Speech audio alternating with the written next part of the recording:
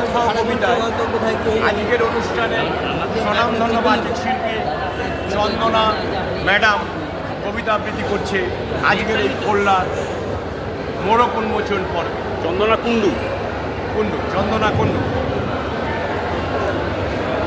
আমরা নারী, অন্যায় আর অত্যাচার করব এবার প্রতিকার। অন্যায় পথে চলবো মোরা, নিলাম অঙ্গীকার। ঘরে বাইরে পা বাড়ালে চলছে নারী অত্যাচার, বধূ নির্যাতন।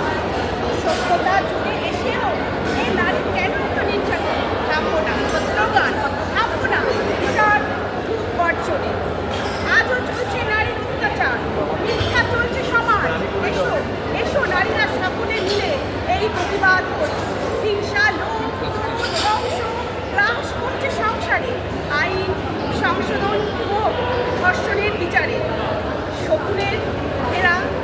শকুনেরা ঘুরে বেড়ায় দিন রাত, সুযোগ বুঝলে মারে নারীর মাংসর লোভ। আবার মায়ের মূর্তি করছে তোমরা, মায়ের আশীর্বাদের লোভে। বিচারের বাণী যেন নির্ভীতে